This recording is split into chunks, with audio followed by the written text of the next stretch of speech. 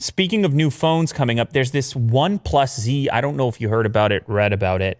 It was going to be called the OnePlus X, OnePlus 8 Lite, possibly. Now, then the OnePlus Z, and now the rumored name is Nord by OnePlus. Nord. I'm trying to figure out this naming. I know OnePlus has done well in some of the Nordic countries. Can't remember if it was Sweden but they've gotten really entrenched there and done well from a market share perspective and gotten in with some of the biggest telcos in those regions. Are they trying to appeal to that market with the name Nord, or is it something else completely? I'm not certain, but we have some new information which has kind of been built upon by a particular leak in which MaxJMB, a user on Twitter, posted SOOOO capital N. This is the source of this information. Everything's being derived from that tweet because that user claims to have information about this upcoming device. The capital N said to indicate the Nord naming, and the 4 O's that also happen to look like camera units, supposedly an indication of the fact that this model could have 4 camera units on the rear side. So that would be the most cameras OnePlus has put on the rear of a device, 4 units. And surprisingly, it could be coming in their budget offering, not in their flagship offering now that they make a flagship. So that's kind of strange. This model is apparently, I think they speculated price-wise, estimates ranging from $500 US to as low as $330 US, which would be kind of wild for any OnePlus device. I have to say, I should just, as far as the specs are concerned, before my take here, Snapdragon 765G is the rumor at the moment. 48 megapixels, 16 megapixels, 2 megapixel depth cameras. However, user survey suggests that the device would have a 64 megapixel primary sensor instead. And then a 3D time of flight camera could be in there as well. Up to 12 gigs of RAM, 6.56-inch Super AMOLED panel with 90 hertz refresh, 4,300 milliamp hour battery, and 30-watt fast charging. That would be pretty wild. Mm-hmm. In and around $300, even up to $500, just because we know OnePlus history.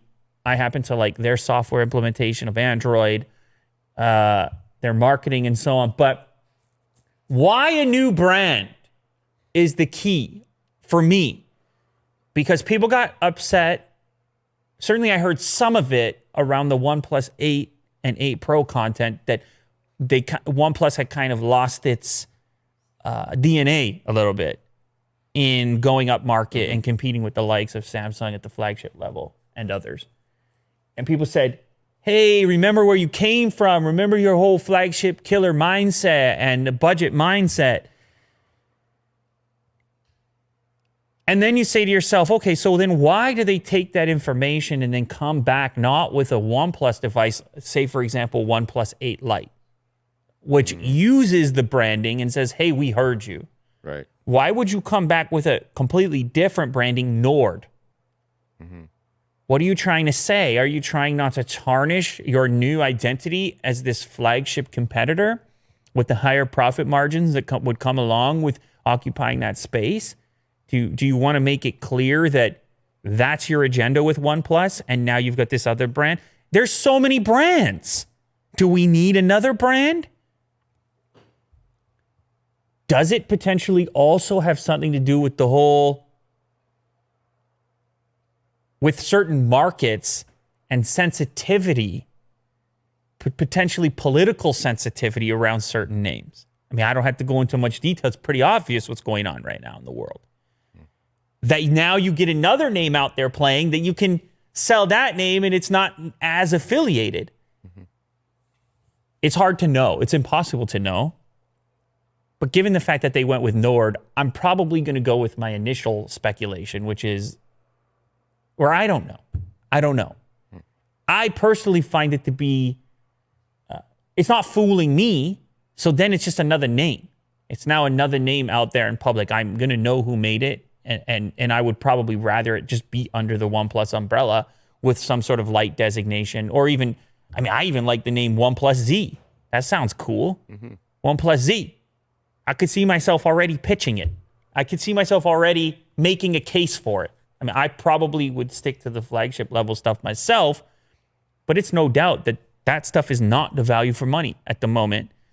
So therefore, it's not the best recommendation. That's interesting being in this business. Oftentimes, the phone I'm using is not necessarily the one I would recommend to a person asking me.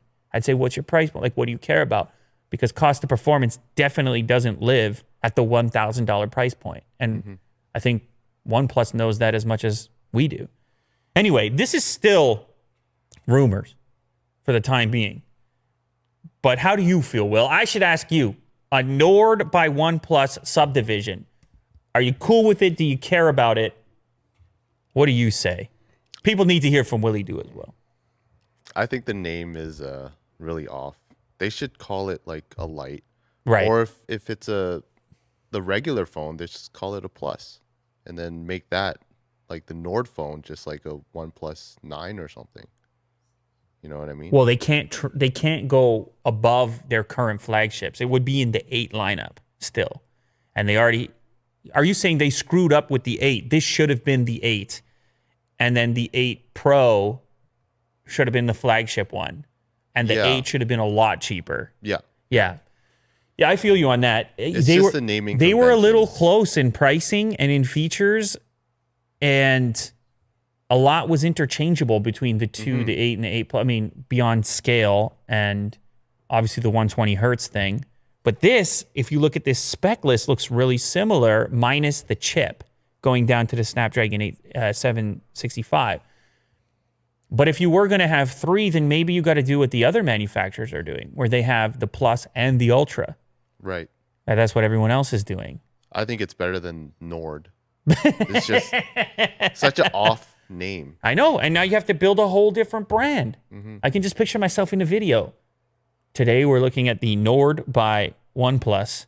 It's like, what? It feels painful already. But anyways, I don't know, man. Marketing departments, they probably have some good reason for it. Maybe. And that we may not be aware of. We had to always leave a little bit of space open to the fact that, hey, as outsiders over here, we're pointing and poking. Yeah. We don't necessarily we don't know. We don't have all the intel. And that goes for anything you talk about or think about, for that matter, on the internet in 2020. You got to leave a little room for maybe I don't know. Yeah. You know, maybe there's more to the story, because there often is. There always is. Not often is. There's always more to the story. You got a lot of people marching around 2020 acting like they got everything figured out. They got all the details. Well, that's only what they hear. Is they read the headlines, and that's it. You know? Yeah, they, them, not us. No, everybody's... Well, we all do. Everybody's susceptible to it. It's a lot of it is the mechanics of how the social media operates and what travels furthest. You're looking for statements and hard facts, but the truth is it's always more nuanced. It's always more, and that part of it doesn't get advertised to you very often. You don't hear that very often. So I'm just putting a little bit of it in there, out there, into the universe. Whatever. Do your thing.